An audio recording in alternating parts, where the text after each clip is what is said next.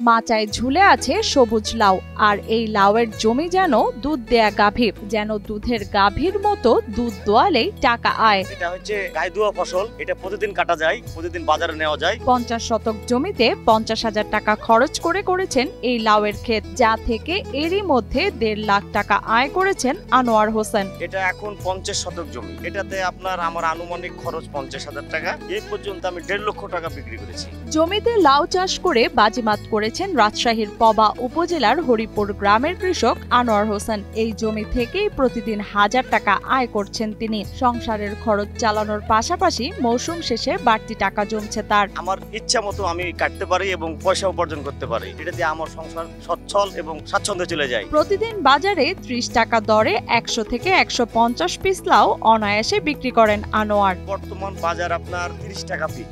প্রতি হাটে বলতে গেলে আপনার প্রতিদিনই বিক্রি করি, প্রতিদিন কোনোদিন 100 পিস, কোনোদিন 150 পিস।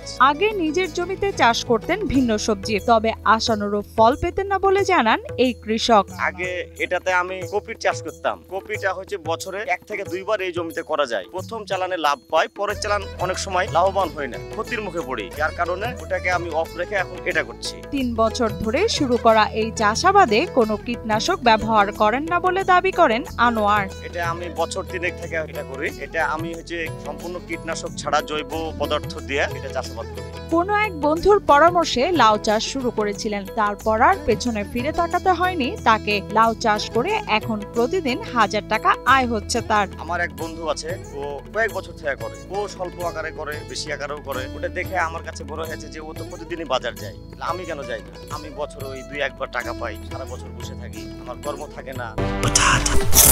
বাছাই করা আলু আর স্পাইসি সিজনিং এ প্রাণ পোটাটা চিপস নাকি বিস্কিট খেয়ে বুঝে নাও। কৃষি বিভাগের সহায়তায় উত্তম কৃষি পদ্ধতিতে লাউ চাষ করেন আনোয়ার। ফলে রাসায়নিক সারের জন্য বাড়তি টাকা ব্যয় করতে হয় না। অভিনব ফাঁদ ব্যবহার করে পোকা দমন ও জৈব সার ব্যবহার করে বালাই দমন করা হয় বলে জানান তিনি। ফেরোমন ফাঁদ, এটাতে আপনার এক ধরনের মহিলা পোকার সেন্ট দেওয়া আছে, পারফিউম, যেটা হচ্ছে পুরুষ পোকাকে আকৃষ্ট করে। ওই আকৃষ্ট থাকে ওই পুরুষ পোকা ওটার মধ্যে প্রবেশ করে, এতে প্রজনন কমে যায় এবং আমার ফলের ক্ষতি তেমন করে না। কীটনাশক দেওয়া লাগছে না এবং আমাদের জৈব সারের কারণে দেখা যাচ্ছে আমাদের মাটিও সেরকম ক্ষতি হচ্ছে না। আনোয়ারের দেখা দেখি এখন অনেকেই লাউ চাষে আগ্রহী হচ্ছেন। লাউ একটা লাভজনক ফসল, মানে আমার পকেটে টাকা নাই, আমি প্রত্যেক দিনই বাজার যাচ্ছি। লাউ চাষ করে লাভবান হয়, ভবিষ্যতেও লাউ চাষ করে যেতে চান। লাউ চাষ করে লাভবান হওয়ায় ভবিষ্যতেও লাউ চাষ করে যেতে চান আনোয়ার। ভবিষ্যৎ পরিকল্পনা, এই লাউ বাগানে আমি আবার পুনরায় লাউ চাষ করব এবং অন্যদেরকেও বলবো এই লাউ চাষে আগ্রহী হওয়ার জন্য। আধুনিক পদ্ধতিতে লাউ চাষ করে অন্যান্য ফসলের থেকে 3 গুণ বেশি লাভ হওয়া সম্ভব বলে জানান উপসহকারী কৃষি অফিসার মাহবুবুর রহমান। হরিপুর ইউনিয়নের হরিপুর ব্লকের আমি উপসহকারী কৃষি অফিসার। এখানে কৃষকদেরকে আমি উদ্বুদ্ধ করার মাধ্যমে লাউ চাষ করতে বলি। তারা লাউ চাষ আগে তেমন হতো না, এখন হচ্ছে যে বেশি হচ্ছে। লাউ চাষে হচ্ছে প্রতিদিনই হচ্ছে যে ইনকামের সোর্স হয়।